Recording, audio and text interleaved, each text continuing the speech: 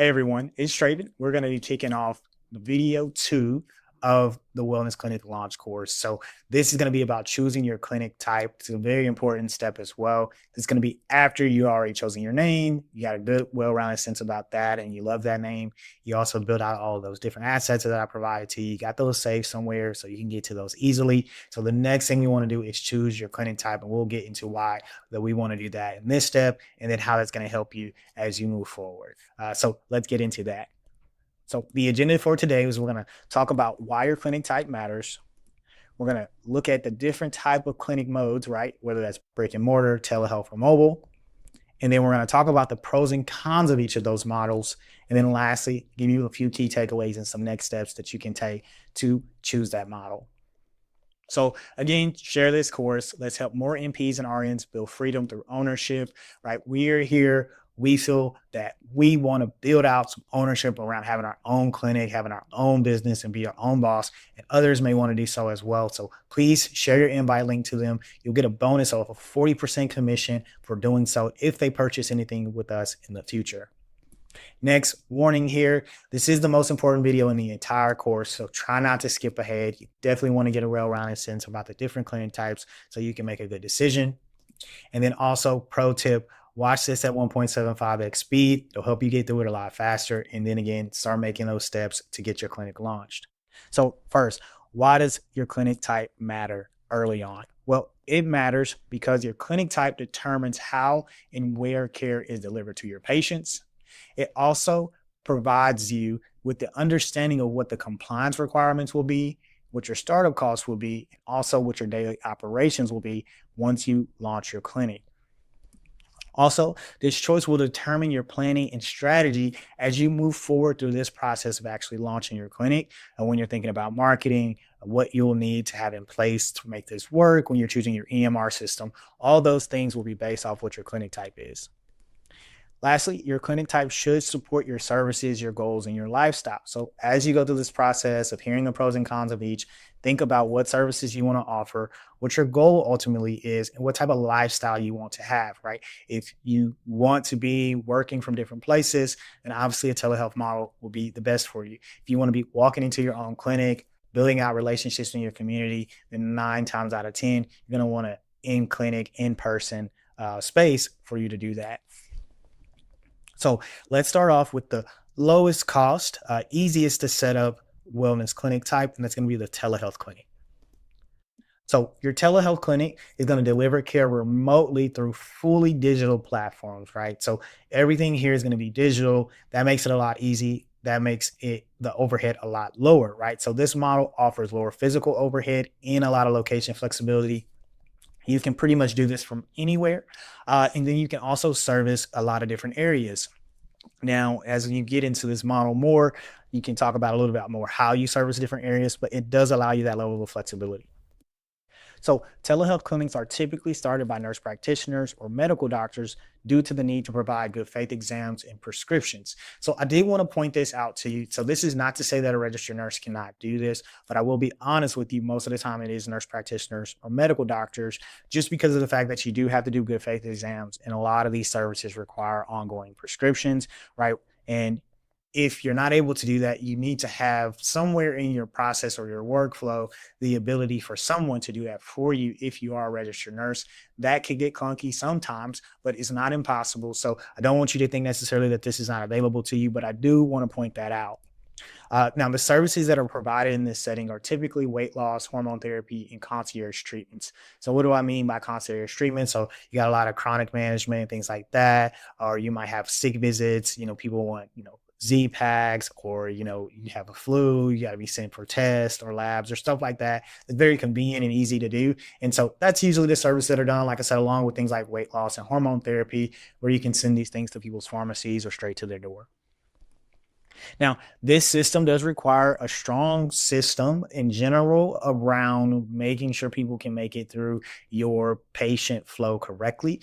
So you need systems in place in order to nurture patients, in order to make sure that they get their telehealth visit linked, to make sure you have something that you can do audio and video, and really nurture these patients from a marketing standpoint as well, because ultimately they're not going to be in your general area necessarily Googling you a physical location, right? They're not going to necessarily have, walk by traffic and things like that. It's ultimately going to be all online. And so therefore you're going to have to put more resources and time to making sure you're building out an online presence, maybe more so than you would do in the other areas. Now, granted, that's not unique to telehealth clinics, but it is something that you want to keep in mind, right? Your website is going to matter a lot more with the telehealth clinic, because that is honestly your front door, like it would be to our clinic, a front door that people walk through. So you want that flow to be pretty built out, pretty strong, and really lead patients down the right path to actually becoming clients with you. So the next type is going to be a mobile clinic. So mobile clinics are a little bit more intensive than your telehealth clinic. Still not very expensive to set up, especially depending on how you decide to do it. And so let's hop into that. So your mobile clinic is going to provide services at patients' locations or at events, right? And so you can do it either way. It depends on your model. You can do both. This is going to require, a lot more traveling and things like that, but still a very easy, cheap way to provide services and wellness services to patients. So this model increases reach and convenience for your patients. So they're not having to come to you, you're able to go to them. And now you're not necessarily landlocked, maybe in a 20-mile radius of your wellness clinic, wherever you sit, but you can go see people across town and things like that, and also have a larger footprint as far as what you market to. For instance, in our clinic, we're on the west side of Houston. So we market to predominantly the west side of Houston that's around us. Whereas if we were mobile, we could technically market to, the middle of Houston, or even East Houston, or even North Houston, however far we feel that we would like to travel. And so this gives you that opportunity. So mobile clinics require careful planning for staffing, supplies, and logistics. And so the reason behind that is you're going to potentially have people booking with you different times of the week, different times of the day, right? And so you're going to have to be prepared to go to wherever they are. That might be really close to you, that might be really far from you. And due to that, there are going to be some logistics around that, like travel time, making sure you have all your supplies with you. And then as you grow, getting staff that can be on call in order to go and see your patients. You may have to put parameters in place that says, you can't book an appointment without it being, a day in advance or something like that. So like I said, it's just key to point out here that there are some logistical boundaries and things that can be a limitation in a business like this. Now, this is a great option for IV therapy focused businesses, but I don't want to act like you can't do other services. You definitely can still do weight loss, especially once you get in front of the patient and you maybe do IV therapy for them. You can tell them about the other services that you offer. And again, you can still ship a lot of these things to their front door. You don't have to always show up and be there administering those. But keep in mind that with some of those services like weight loss, people may not feel comfortable injecting themselves. And so it does get difficult to offer services like that in any case that you need to show up to their location or their home weekly. So again, you can offer different services, vitamin injections, weight loss, do these things at events as well. And so a mobile clinic is a very viable option for you. Next is going to be a brick and mortar clinic in a shared space. So I put emphasis here on a shared space because there's different levels of brick and mortar. And so let's talk a bit about that. So a shared suite allows you to operate in a space with similar businesses, typically with a shared lobby. This model lowers startup costs and reduces long-term lease risk, because a lot of cases when you go into these shared spaces, the leases are usually a year. They can even be 6 months. They can even be month to month, where if you're looking at a brick and mortar space that's like a standalone space that we'll go through here in a moment, those tend to be 3 to 5 year leases. So not only are these have lower startup costs because you're not having to do a build out as much really, but also you can kind of give yourself a shot at starting a business like this and not having to be locked into a lease that's going to last you years. Shared suites often limit control over branding hours and layout. So that's a limitation of these. So for example, let's say you get in a shared space and their hours may be from 8 a.m. to 5 p.m. for instance. Here at our clinic, our hours are from 11 a.m. to 7 p.m. And so this gives you an example where there's going to be some differences in our hours that we would either have to overcome, or we have to somehow negotiate inside of our lease, or we have to just do the same hours as the building does. So those are some things to keep in mind. Obviously, you're not going to have a sign usually on the front of the building that says, in our case, Pure Health and Wellness, like you would in your own standalone location. Your layout may be set to what it is. You may not have to be able to put up more walls or different things like that. They'll have a lot more rules around what you can do to your space. And so, those are some things to keep in mind. Now, granted, when we opened Pure Health and Wellness, we were in a shared space before we got our own standalone location. So you can definitely start in this space. I actually recommend it. And so that's why I say these options work well for lean launches and first time owners. So if you are a first time owner, you're wanting to do a brick and mortar space, this is a very low cost way to do so, to really get your feet wet and get an understanding of your market, and also start building out patient relationships before you begin to grow. And so that's what we did. We made well over $200,000 in our shared suite location. So you can do very, very well in these locations. I still get a lot of patients through and things like that. So next is your brick and mortar clinic in a standalone location. So the benefits of this is standalone clinics provide, full control over branding, operations, and you actually build more trust with your patients.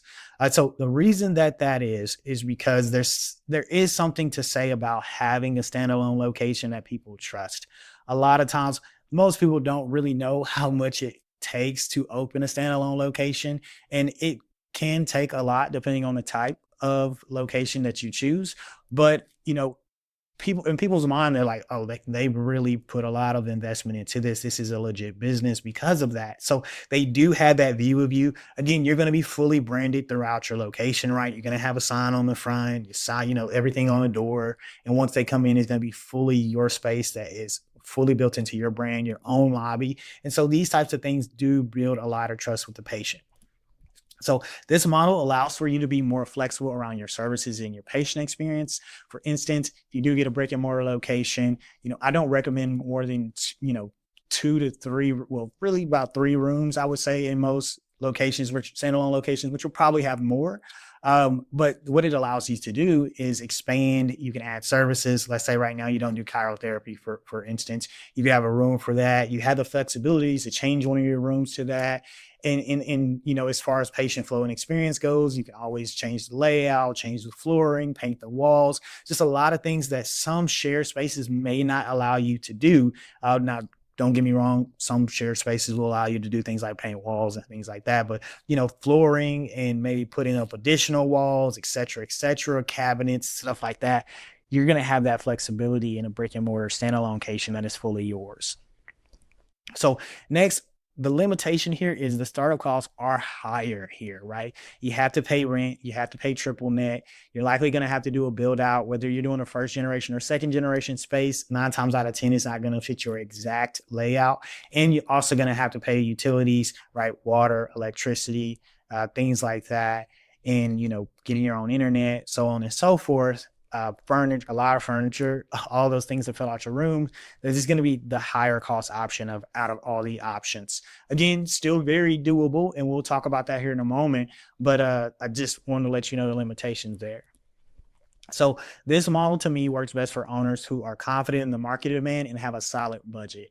So one of two have to be true. You either got to really know the market demand really well and feel comfortable doing that, or if you have a big enough budget and you're open to at least trying in this sort of location that you can. Now then you can. Now remember, like I said, these leases are usually 3 to 5 years. So please understand that. And it's kind of like if you don't pay, then that's gonna travel with your business and your LLC as far as you owing the landlord for what you haven't purchased, or I'm sorry, what you haven't paid as far as rent goes. So like I said, keep those types of things in mind. This is a long-term process. There is some long-term lease risk. And in our case, we started in the shared suite. We did that for about a year and a half ish. And then we moved into our own standalone location. And if we would have been in a different shared space with businesses that were adjacent to us that we liked, we probably would have stayed in that shared space even longer. But because we weren't in kind of a good situation, like I said, when we started this, we did not have a lot of knowledge around starting these businesses, and especially not looking for locations and lease negotiations. We didn't have a lot of information around those things. So we got started in the first place that we could find. And, we didn't really like that situation. So we moved a lot quicker. But like I said, if that wasn't the case, we would have stayed there a lot longer. And so again, you can always graduate into your standalone location when the time is right for you, right? And only you can decide when the time is right. So again, don't think that this is not an option for you. And so what I want to do now is I want to just give you a greater sense of what these things can cost. Now, granted, this is very, very high level around each of these aspects. Is going to ultimately depend upon you, how you start, how big of a budget you have. But at a very high level, this is pretty true based off of our extensive experience in starting these type of businesses. So from a startup cost standpoint, telehealth is going to be the lowest cost. Mobile going to be low as well, depending on how you decide to do it, right? So some mobile businesses want to get a vehicle that is strictly for mobile, rapid and do all those types of things. So the cost can definitely get higher in this regard for mobile. A shared suite, I'm saying, is moderate, still very low, very, very much so not expensive to start. And then standalone is going to be the highest. And again, it's going to have the highest level of variability even too. Your monthly overhead is very low with telehealth. It kind of follows that same pattern as you go across. As far as speed to launch a telehealth business, you can really launch it within 1 to 3 months, and same with mobile, while your shared suites are going to be a little longer. We launched our shared suite in 6 months without knowing anything. And so 2 to 5 months, I think, is going to be a good amount of time to get launched in your shared suite. And then 3 to 6 plus months with standalone, just because things like build outs can take various amounts of time, as well as finding the right location for you. That's the right price. So again, we talked a bit about what these are best for. So telehealth is best for weight loss, TRT and HRT, and consult-based care. Mobile is good for events, pop-ups, concierge IVs. While shared suites are great for first-time owners if you want to launch lean before you bite off too much. And then, as we said, standalone is really good for established clinics that have higher volume already. Some limitations: provider dependent and limited in-person services. For telehealth, obviously, mobile, like we talked about, logistics, scheduling, storing a lot of your supplies and medications. In a shared suite, you do have that shared availability that we talked about with the actual space that you're going to be in. And there's some limitations around customizations and branding that you can do in the space. And then lastly, with standalone, long-term leases and build-out costs can really start to add up for you. Now, the cost range for telehealth is about $2K to $4K. A lot of this is going to be going into, the infrastructure around the business and how much you decide to pay around those, your EMR, your website, and marketing. Mobile, again, bigger range here, just because, like I said, you could have a vehicle that you buy for this, but ultimately about 3 to 6K, not too different from telehealth, because a lot of the same mechanisms need to be in place for this. A shared suite is a bit more expensive because you are going to be paying things like rent. You are going to need some level of furniture and probably a very light build out and decor. And then standalone, for obvious reasons, you're going to have a whole, standalone location to fill out furniture, rent, build outs. You're probably going to have to do some flooring, some painting. It just depends on your area and what space you find. And again, these things can get as expensive as you want them to get, as far as doing luxury fixtures and a big location and things like that. But granted, I'm going to always advise, there's no reason to have more than 1,200 to 1,500 square foot space, 1,500 being very big, and not having to do so much around luxury fixings and things early on. These are always things that you can add as you go. So I just want to give you a general sense of how much these things cost, how fast they are to launch. And so this will be under the video so you can reference it later, but wanted to show you that here. Another thing I wanted to show you was an example of what a shared space is. So let me go into our actual course. This is our paid course. It just has a bit more information around things. And I wanted to show you what a shared space actually looks like. So for instance, this is here in Houston and they offer medical and wellness co-working spaces. And so I just want to give you a sense. So as you can see in that picture in the background, that's a shared lobby. And then what you can do is you can rent out these different rooms inside of this space in order to to see patients. So this is just an example of what that can look like. So they may have some that are completely wellness based in your city. They may not. The real, the real thing that you're looking for here is just to find a place where you can rent out some decently sized rooms where you can offer your services. So in our case, what we did, we rented out 2 rooms. We had an IV room, and then we also had a exam room. I can show you kind of what that looked like for us. And so we have some pictures still here of our old space. So that was our IV room. And then that was our exam room at the time. So again, 2 very small rooms. We had some desk in there, and one room we had some cabinets and things like that we were able to add for storage. But ultimately, very, very simple, very, very easy, and very inexpensive to do. I believe we were paying about $1,500 in rent for both rooms. Now, in your case, you may not need both rooms, and so it just allows for a level of flexibility. But then also, you can do like a 1-year lease, for instance, and that's exactly what we had. And we were able to negotiate in our lease where if we were to cancel early, all we were going to have to do was just forfeit our deposit. And so again, that allows for a lot more flexibility if for whatever reason, something happens down the road and you're not able to continue on. So I just wanted to point that out. So some key takeaways here is that each model has its trade-offs between cost, control, and the complexity of getting started. And so you want to choose which one is going to fit you the best. Next, your model should align with your services and your vision. So think about what services you want to offer, whether those services are allowed or able to be offered for in your model. Right. So if you want to do telehealth, but IV therapy is something you really, really want to do, then obviously there's going to be some misalignment there. Again, your vision, right? So where you want to go. And I'm going to say this next, where you start doesn't have to be where you finish. So if you start telehealth, that does not mean that down the road you can't have a full brick and mortar standalone, right? So where you start doesn't have to be where you finish. Where we started is not where we finished. We have a lot of plans around our space now. Even though we're in a standalone space, we're thinking about potentially moving locations, adding locations. We've even talked about doing maybe urgent care services where we may have to get some more advanced equipment. So again, you can build and grow as you go, and nothing is wrong with that whatsoever. I recommend it. The next step is you want to do is understand the laws and scope and rules around your model. So that's why this is an important step to do early on. So once we start to look at the laws and legal and compliances in your state and for your license, we need to be looking for the specific model that you want to start with. Your state may have different laws around telehealth. For instance, they might require audio and video for every service, right? I'm not sure if you've used hims or hers before, but in certain states, you don't have to do audio or video at all. You can just do a flat out questionnaire. If you choose the right question, or you answer if the patient answers the questions in a specific way, then they automatically qualify for it. And it's just as easy as dispensing the prescription. Whereas some states, you have to be on phone and video. And again, we can always get deeper into that if you guys decide to work with us. But ultimately, these are the types of things you want to keep in mind, and you want to pick your model before you get to the step of understanding compliance in your state.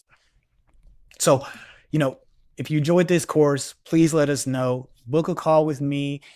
We will help you move faster and avoid a lot of costly mistakes around things like picking a model, what the compliance is in your state around those things, help you get an understanding of that, be that second set of eyes for you. Also, we help you with entity setup, compliance, like I was just speaking to. We match you with a medical director. We provide legal and clinical documents for each of these types of models. We help you set up your EMR, understand the different EMRs that are out there for you, especially the ones that are more inexpensive to help you launch lean. And we help with marketing and so much more. So schedule a one-on-one call with us. During that call, we'll go through where you are now, what you're looking to do, and really get you a sense about what we do and what we offer. And at the very least, we'll offer you some real practical next steps that you can take to get your clinic launched. So thank you guys for tuning in. I'll see you in the next video.